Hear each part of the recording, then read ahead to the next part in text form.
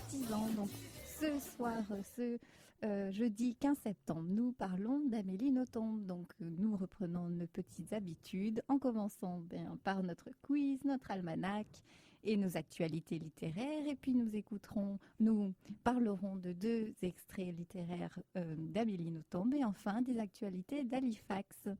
Et si on commençait par notre petit quiz? Petit quiz. Alors, es-tu prête? Je suis prête. Quelles sont les 3 unités chères au théâtre classique? L'unité d'action, unité de lieu, unité de décor. Unité d'action, unité de lieu, unité de temps.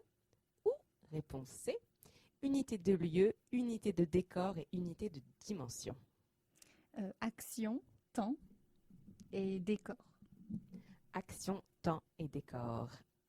Action, lieu et temps. Action, lieu et temps. C'était la réponse B. C'est difficile de commencer tout de suite par du théâtre classique. Je m'en veux un petit peu, je t'avoue. Ouh là là, si elles sont toutes comme ça va être difficile. On repart sur un auteur français. Ses caractéristiques sont: il a connu l'art d'être grand-père et a fini au Panthéon. André Malraux, Flaubert ou Victor Hugo? Victor Hugo. Bravo, c'est une très bonne réponse. Et enfin, dernière question pour l'émission d'aujourd'hui. Sous quel pseudonyme est connu François-Marie Arouet, écrivain et philosophe du XVIIIe siècle? Rousseau, Voltaire ou Diderot? Voltaire. Bravo! Sans faute, presque. Voilà, c'était tout pour les petits quiz d'aujourd'hui. La semaine prochaine, Valérie se vengera avec des questions tout aussi difficiles. Ouh là oui. Et il est maintenant l'heure de vos actualités. Alors que s'est-il passé un 15 septembre? Un 15 septembre, nous fêtons la naissance d'Agatha Christie, qui est née donc le 15 septembre 1890. Son nom réel est Agatha Marie Clarissa Miller, plus connue sous le nom d'Agatha Christie. Et il s'agit donc d'une femme de lettres britannique et auteure de nombreux romans policiers. Donc bien sûr, son nom est associé à ses 2 héros principaux, donc Hercule Poirot et Miss Marple. Tous les 2 donc détectives, Hercule Poirot détective professionnel et Miss Marple détective amatrice. On la surnomme la reine du crime puisque c'est un écrivain qui est novateur. Elle a développé ce genre-là et elle a aussi donc écrit plusieurs romans sous le nom de Mary Westmacott. Et donc il s'agit d'un auteur les plus traduits dans le monde. Oui. Et puis, on change de siècle. C'est aussi l'anniversaire de la naissance de François VI, dit François de la Rochefoucauld. C'est un écrivain moraliste et mémorialiste français qui est surtout connu pour ses maximes. Bien qu'il n'ait publié officiellement que ses mémoires et ses maximes, sa production littéraire est pourtant très dense. Et comme la plupart de ses contemporains, il voyait la politique comme un jeu d'échecs, ce qui est prouvé d'ailleurs dans ses maximes qui forment une dénonciation inlassable de toutes les apparences de vertu. Et Jean de La Fontaine lui a même dédié une fable, sa fable numéro 11, située dans le premier recueil des fables de La Fontaine. Qui s'appelait L'homme et son image, il me semble. Qui s'appelait L'homme et son image. On passe aux actualités du moment. On passe aux actualités.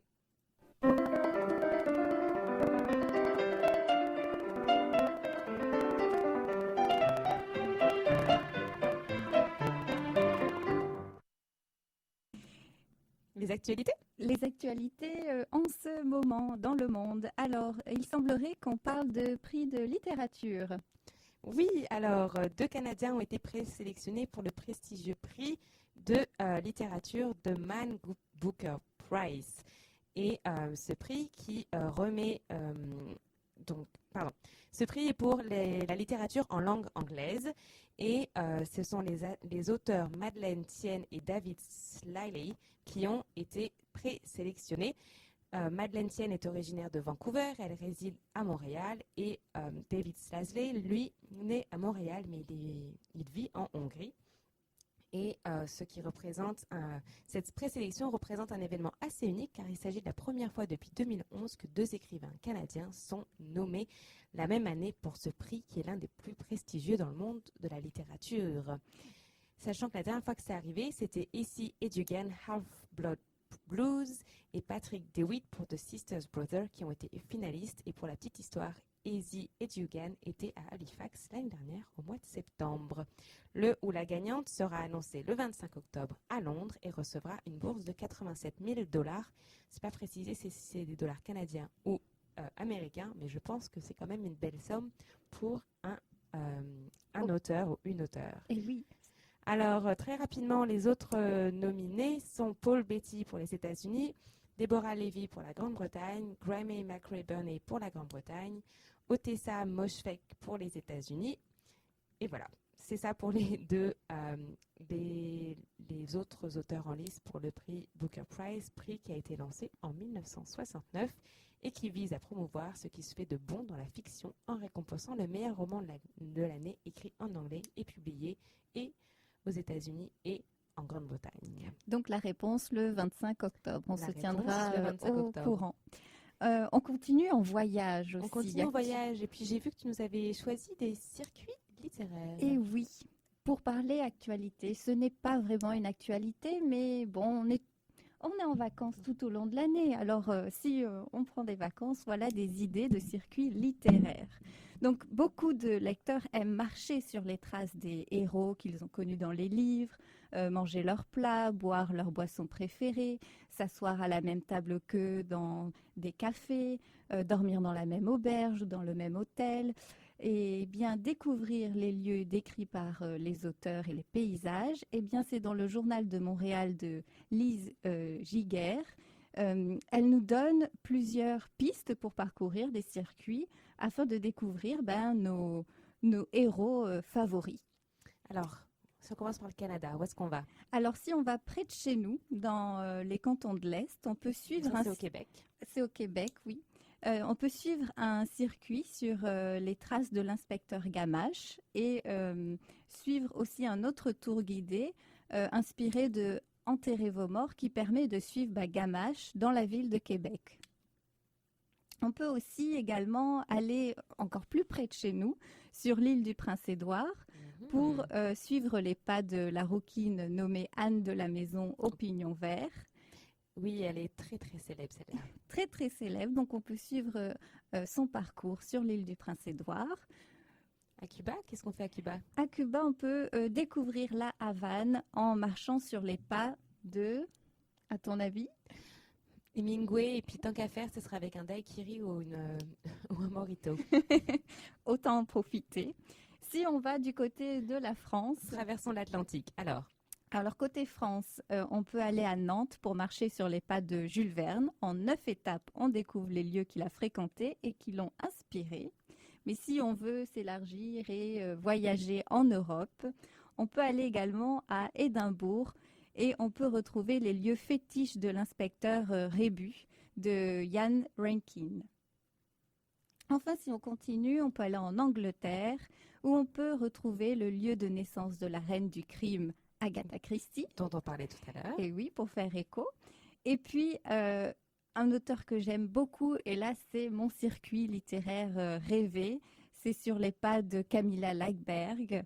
On peut aller en Suède alors, c'est toujours difficile à prononcer. Alors, il faut dire que le nom de cette ville a un J, un L, un B et un A avec des guillemets. Ça serait Jabaka. Excusez ma prononciation suédoise. Aux experts de langue suédoise que je connais, un certain Mario, pour nous dire si ça se prononce comme ça. On lui demandera, oui. Et puis enfin, si on souhaite aller du côté de la Suisse, et en faisant un petit coucou à mes frères en passant, on peut aller au bord du lac Léman, découvrir le décor du roman de Jean-Jacques Rousseau, La Nouvelle Héloïse. Et puis, si on va carrément de l'autre côté du monde. En Nouvelle-Zélande. Alors, la Nouvelle-Zélande, c'est plutôt facile, ça. Eh bien oui, qu'est-ce qu'on peut visiter comme site? Moi, je dirais le Seigneur des Anneaux.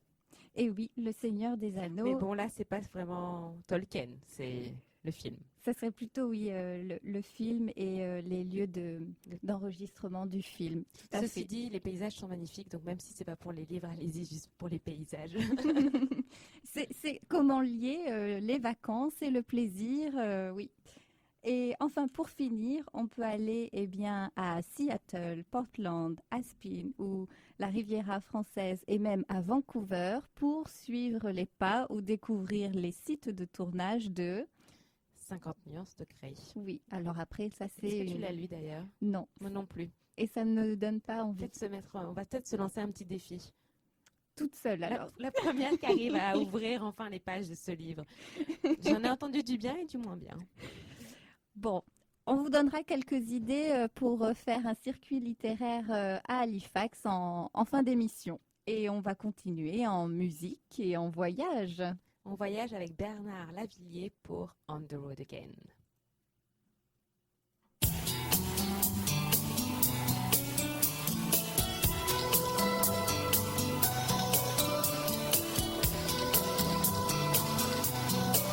Nous étions jeunes, l'âge des peaux, bandits joyeux, insolents et drôles.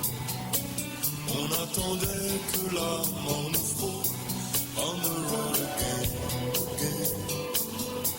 On the road again, again.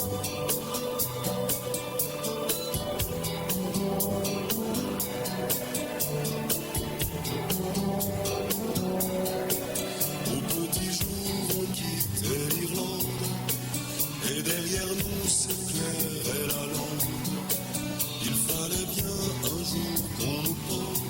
On the road again, again. On the road again, again.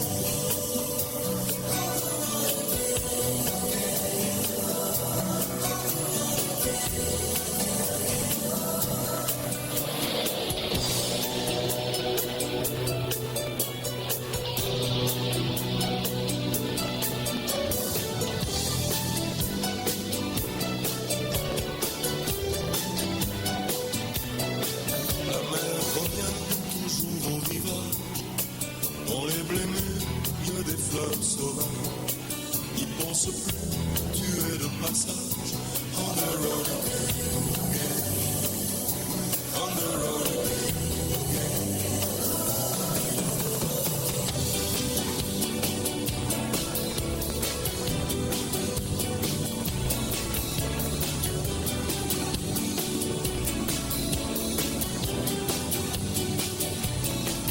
Nous étions jeunes et l'âge des peaux. On attendait que la mort nous frôle. Elle nous a pris les beaux et les drôles. On the road again, on the road again, again.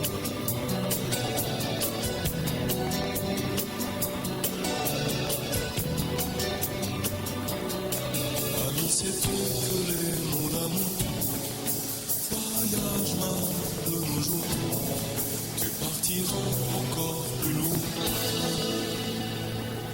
On the road again, again. On the road again, again. On the road again, again. On the road again, again. On the road again.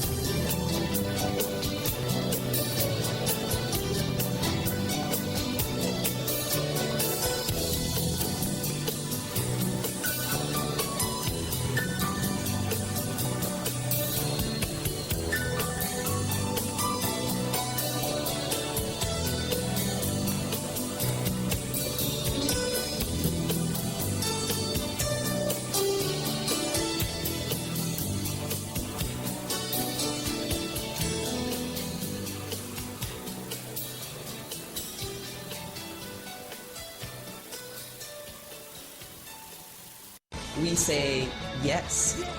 Yes. Yes. Oui, 98.5 FM, the French radio of Halifax.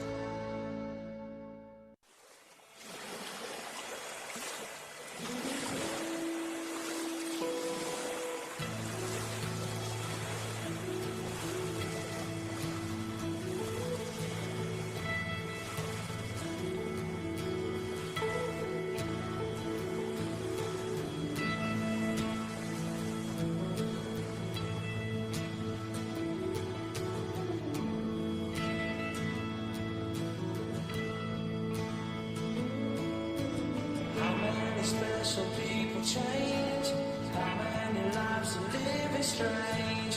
Where were you while we were getting high? Slowly walking down the hall, faster than a cannonball.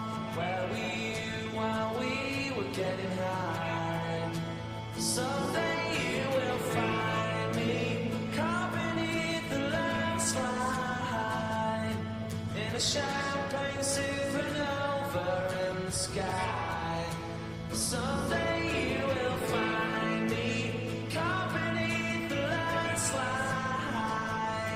in a champagne supernova, a champagne supernova in the sky.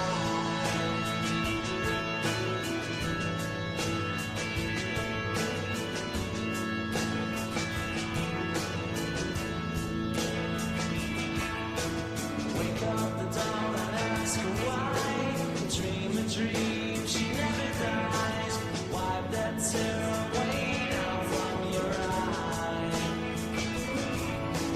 Slowly walking down the hall, faster than a cannonball. Where were you while we were getting high? Someday you'll find me caught beneath the landslide. Champagne supernova in the sky. Someday you will find me caught beneath the landslide. Champagne supernova,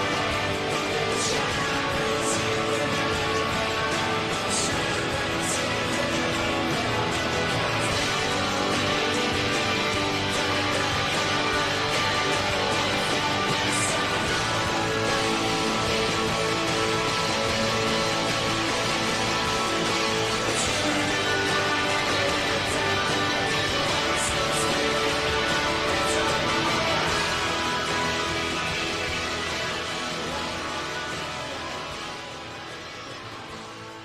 Et nous venons d'écouter un extrait de Oasis, Champagne Supernova. Alors, quel lien on peut faire avec Amélie Nothomb et le champagne?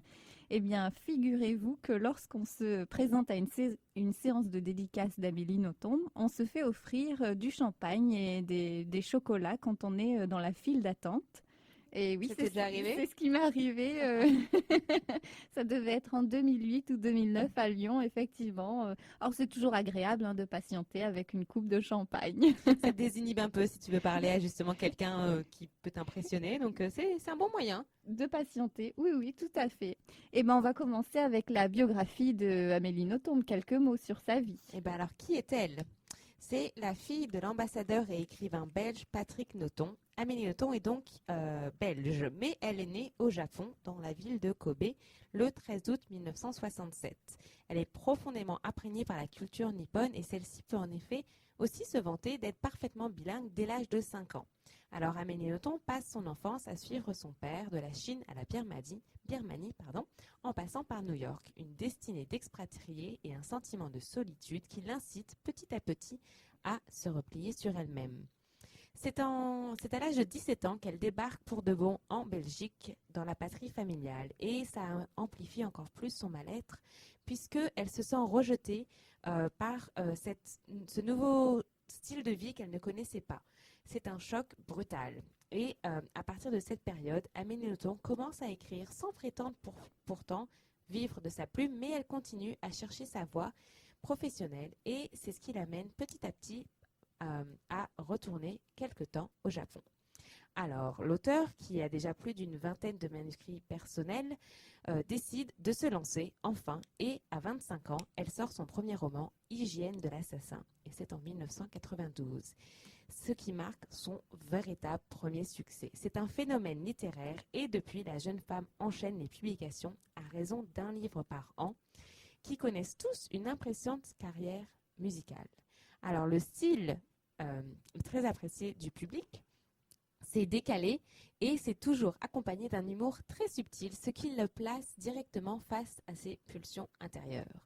Les romans sont parfois autobiographiques, comme Métaphysique des tubes, ou purement fictionnels, comme Les Catilinaires.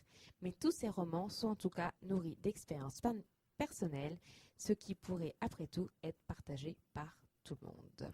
Et donc, comme elle peut être appréciée par tout le monde, ça fait d'elle une invitée privilégiée des médias. La jeune femme n'hésite pas à aborder des chapeaux extravagants ou un maquillage vif sur les plateaux. Elle accompagne parfois ses prestations de quelques phrases percutantes, comme lors de l'émission Apostrophe, où elle avait révélé à Bernard Pivot qu'elle se délectait de fruits pourris. Stupeur et tremblement en 1999 marque un tournant dans la carrière de la jeune femme, déjà en raison de son triomphe, plus de 500 000 exemplaires vendus. C'est son plus gros succès actuel encore et il a été couronné par le Grand Prix du roman de l'Académie française.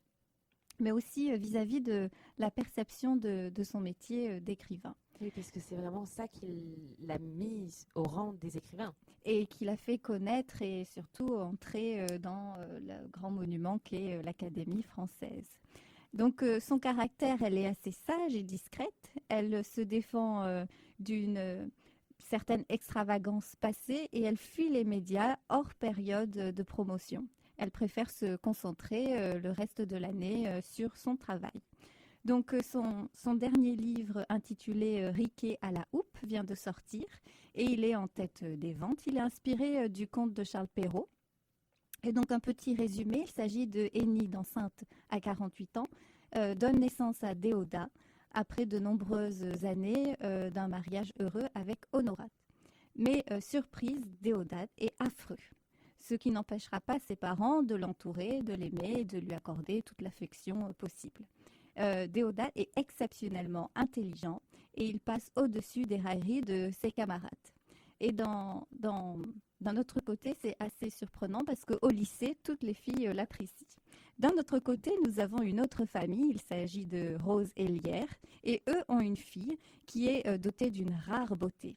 Et par contre, elle est assez bête, stupide.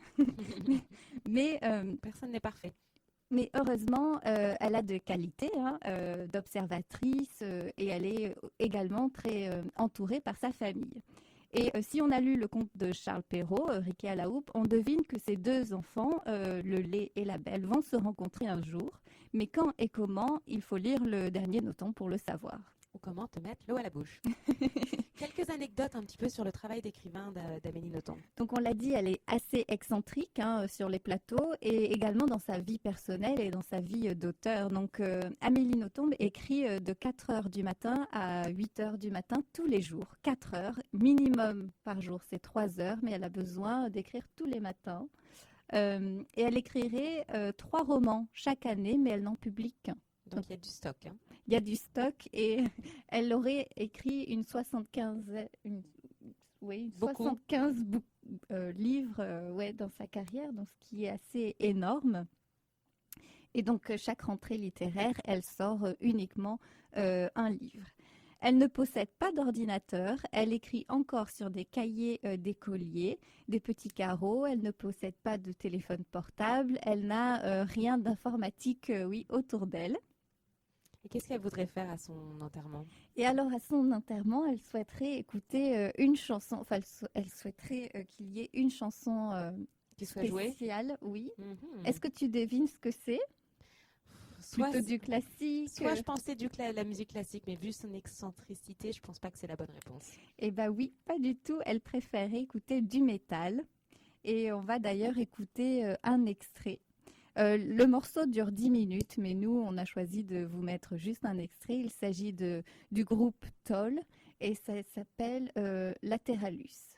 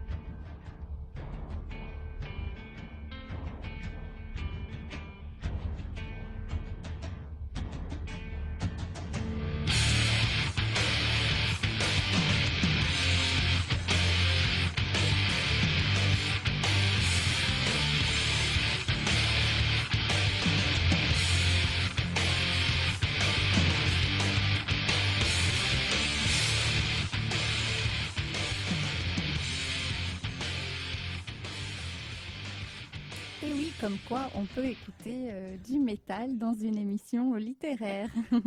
On va passer à notre première œuvre qu'on souhaitait partager avec vous. Et il s'agit de Mercure, le 6e roman d'Amélie Nothomb, sorti en 1998. Est-ce que Lucie, tu peux nous en dire un peu plus?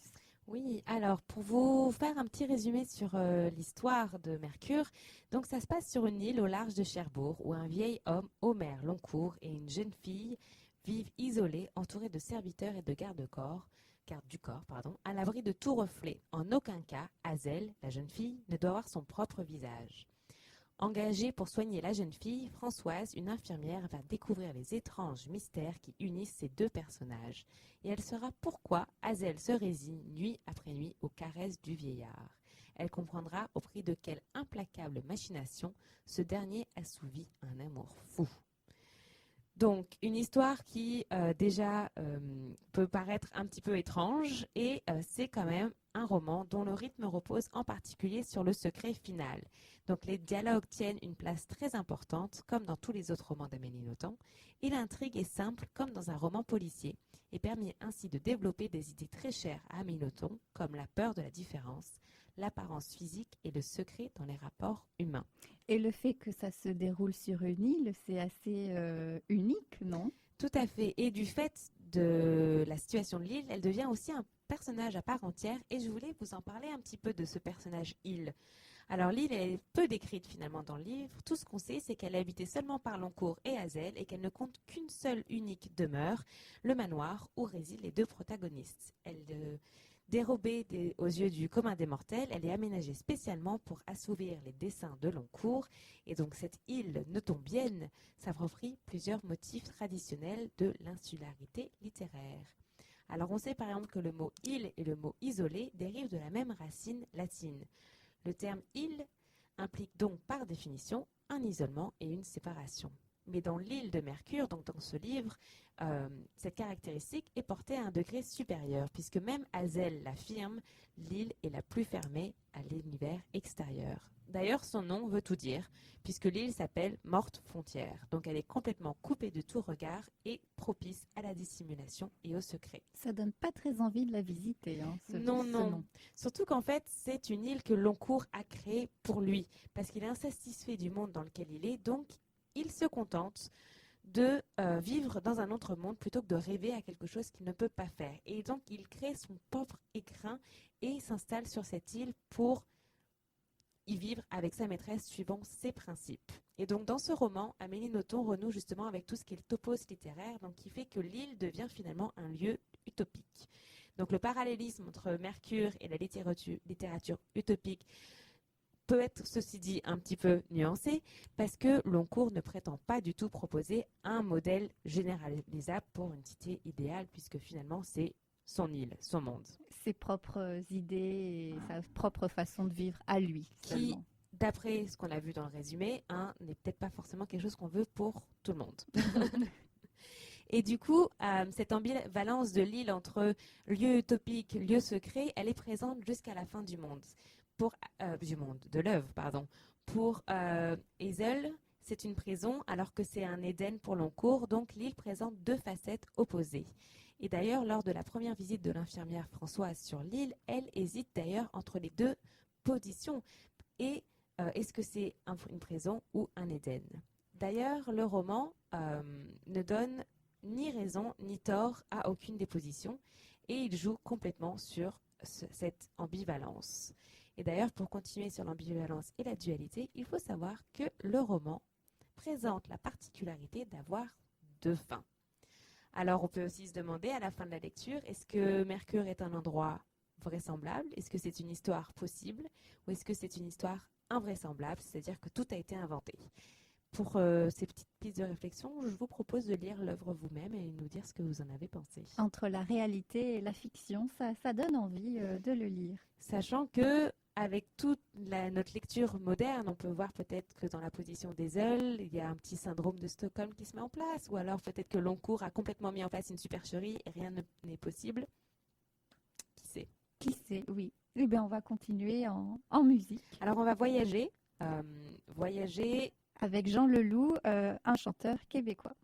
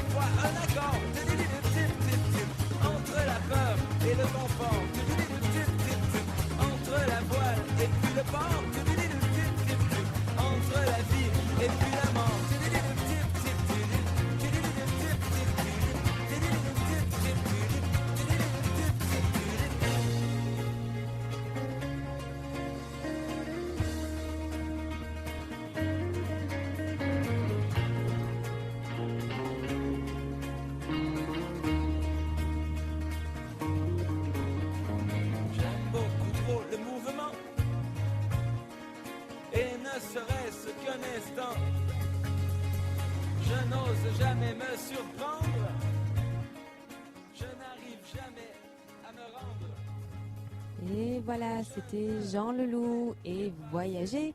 On continue avec Amélie Nothomb et notre voyage dans la valise littéraire avec une séance ou une séquence choisie par Valérie.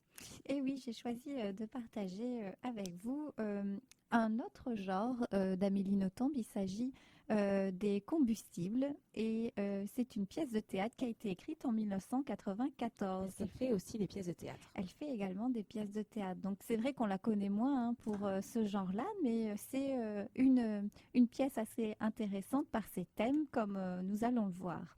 Alors quelques éléments sur le contexte de la pièce. Donc la pièce se déroule durant une guerre et c'est le deuxième hiver de siège.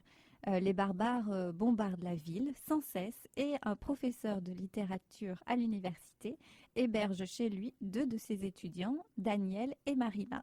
Alors, Donc quelques mots sur ces personnages. Donc Daniel, il est assez idéaliste et rêveur, il est assistant du professeur, il habite avec lui depuis 2 mois à cause de la guerre.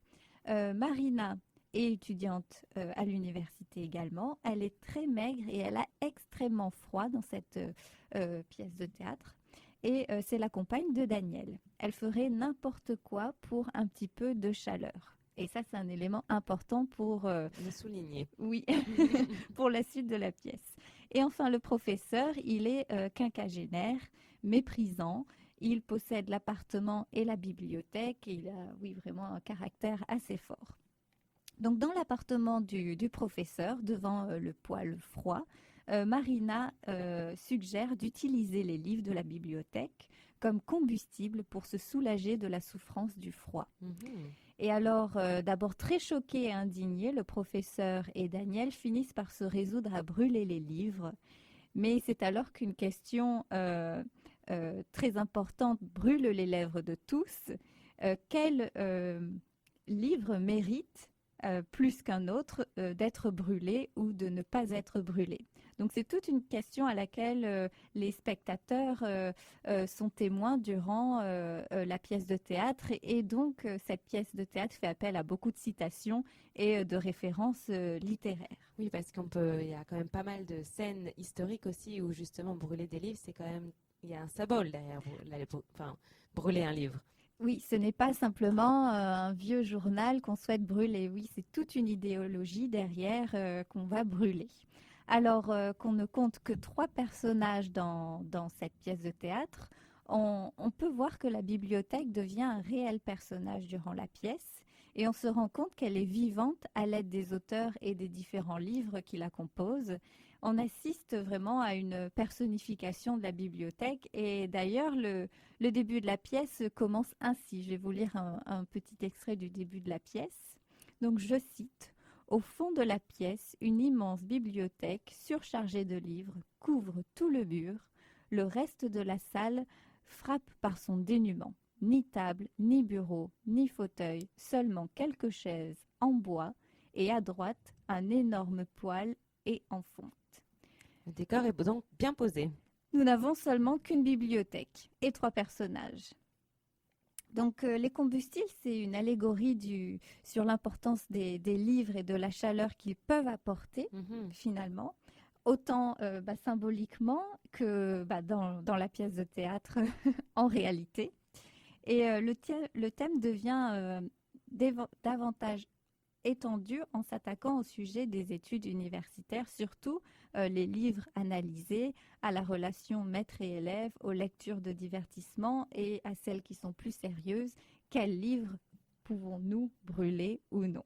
Quels sont les classiques à étudier ou non? Tout à fait. Alors le thème qui frappe le plus est l'importance des livres et en découle toute une réflexion philosophique qu'Amélie Nothomb nous donne. Est-ce que les livres sont plus importants que la vie elle-même ou peuvent-ils nous épargner la guerre, la souffrance? Doit-on les conserver à tout prix? Et sans répondre directement à ces questions et d'autres aussi, Amélie Nothomb nous incite par l'art à nous interroger sur la lecture, mais surtout sur la vie elle-même. Bref, beaucoup de questions auxquelles seul le spectateur ou le lecteur peuvent répondre. Donc cette pièce, elle a été également adaptée à l'opéra. En 1994, Daniel Schell nous propose une adaptation avec un baryton, Alain Blairon, qui joue le professeur, un autre baryton, Thierry Vallier, qui joue le rôle de Daniel, et le soprano Marie-Paul Feit, qui joue Marina. Et nous vous proposons un petit extrait de cet opéra.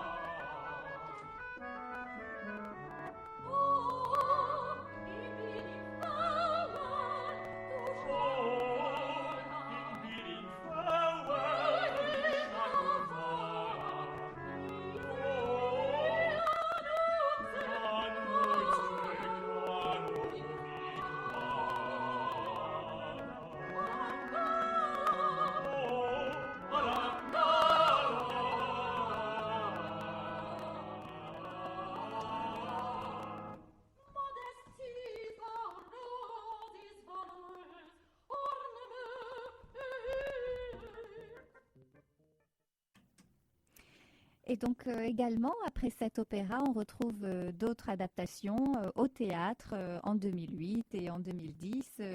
À Paris, par exemple, une mise en scène de Hubert Vinzani reprenait Les Combustibles. Donc on retrouve plusieurs éléments dans ce livre, la philosophie, le désespoir, les études de la nature humaine, la guerre, la littérature, l'ironie grinçante. Tous ces éléments se mêlent délicieusement dans cette œuvre pour le pur plaisir du lecteur. Et ce huis clos entre les personnages peut nous faire penser bien sûr au fameux huis clos de Sartre, où on se rend compte que l'enfer c'est les autres, parce que sans ce froid ressenti par Marina, est-ce que les deux autres personnages auraient brûlé ces livres? Là est la question. Merci Valérie, je la connais. Je ne savais pas qu'elle avait écrit des pièces de théâtre aussi. Et oui, elle s'est essayée à d'autres genres. Il ne faut pas réduire Amélie Nothomb simplement à Stupeur et Tremblement. C'est bien ça le problème. Alors pour faire un petit bilan justement pour Amélie Nothomb, c'est très difficile de faire un bilan sur une artiste aussi prolifique et unique en son genre. Et il est rare de trouver des auteurs sur lesquels les avis divergent autant. Et il va sans dire qu'un rythme aussi soutenu de publication ne lui vaut pas que des louanges et que cette manie en agace plus d'un. Alors, ce que je vais vous dire, c'est écrit par le critique Pierre Polygone dans un article que vous pouvez retrouver sur Zone Critique.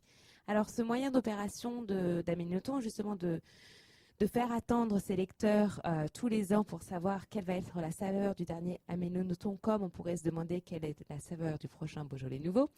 Donc ça peut justement, comme on disait, en agacer plus d'un. Mais les récits d'Amélie Nothomb sont donc en fait à son image, insolites et provocateurs, brillants et pétillants. Ils ont la noirceur d'un conte cruel et la saveur acidulée du champagne. Il faut néanmoins prendre en compte que l'ivresse, faut faire attention, il ne faut pas s'y perdre. Son vocabulaire incantatoire possède des qualités indéniables, mais peut également endormir ou rendre saoul le lecteur assoiffé d'un style plus académique et doté de goût littéraire un peu plus précieux. Tous les mots y étaient pour résumer, Amélie Nothomb. C'est pas mes mots, mais j'ai trouvé que c'était vraiment un bon moyen de résumer. On n'en a pas fini avec Amélie Nothomb, puisque dans quelques minutes, on va vous dire justement quelles sont les évolutions de son œuvre et quelles ont été les adaptations. Mais avant ça, on écoute Karim Ouellet et Karim et le loup. Le rendez-vous de la francophonie. Je t'écris ceci au bord du gouffre. On dit qu'on en sort plus fort quand on souffre. Quand on a mis du sel sur nos blessures. Témoin de ça, le ciel, quelle aventure. Quelle aventure, quelle aventure. Créature à traverser à tort. On n'est jamais sûr de son sort. De tous nos délires, quel est le pire?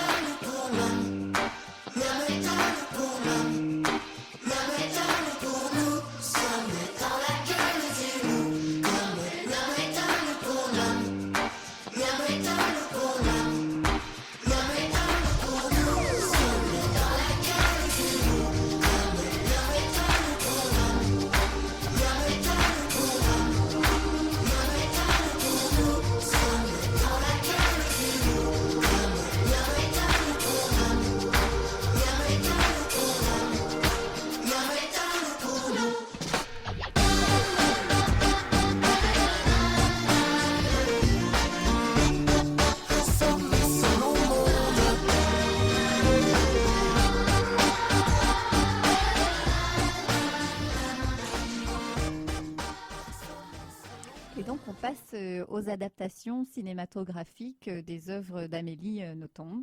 Donc en 1999, on en a parlé, Hygiène de l'assassin.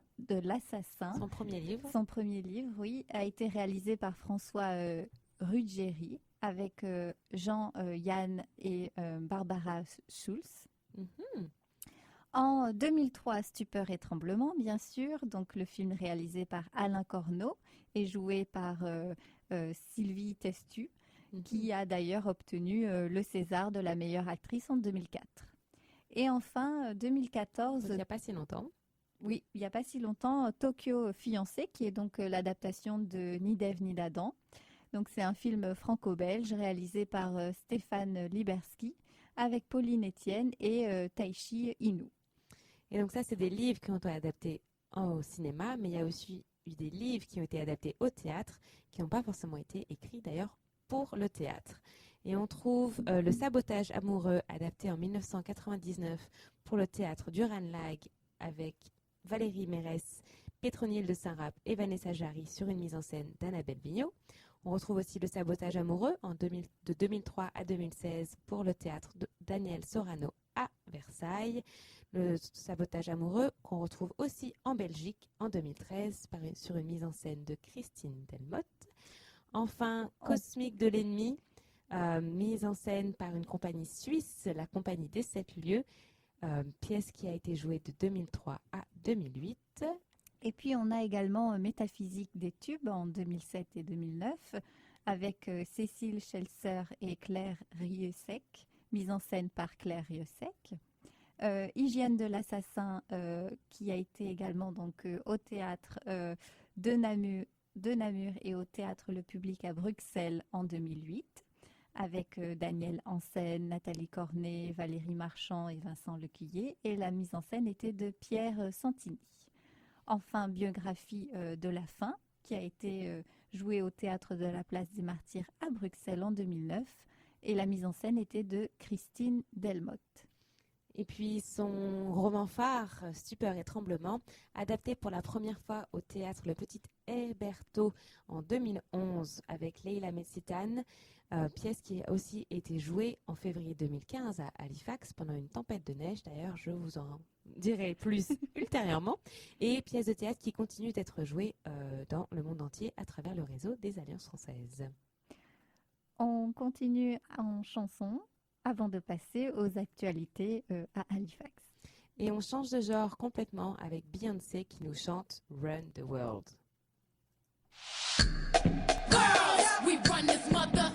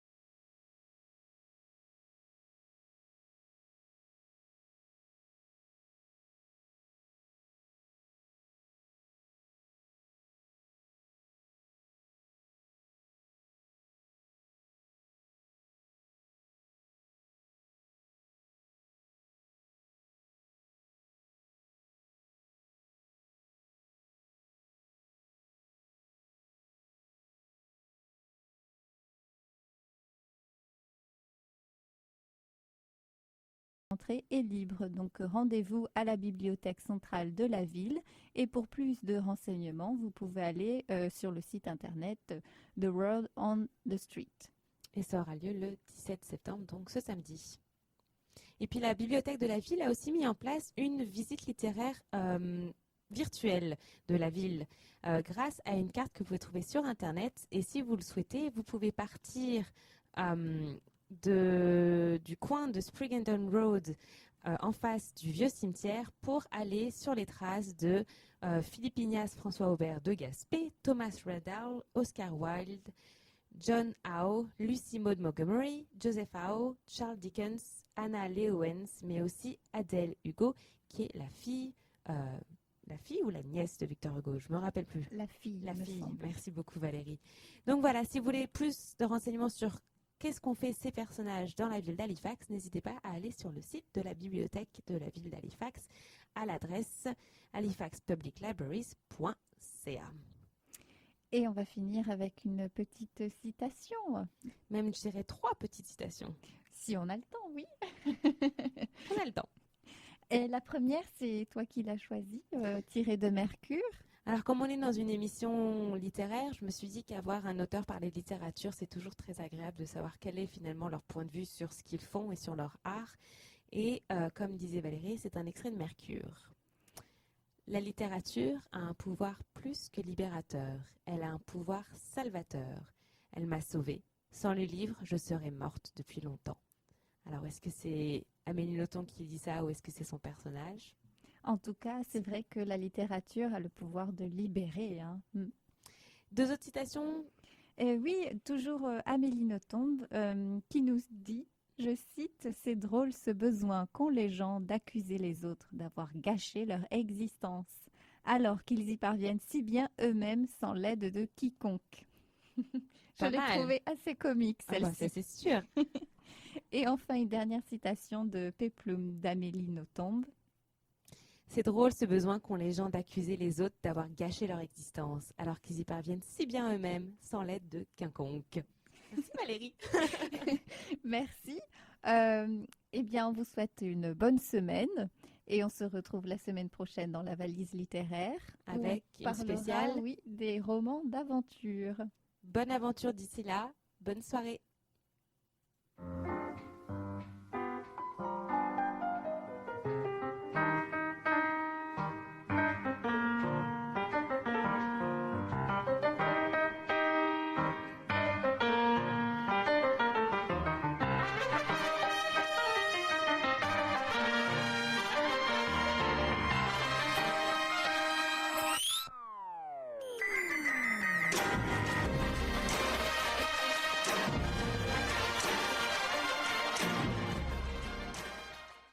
Vous êtes sur les ondes de Oui 90.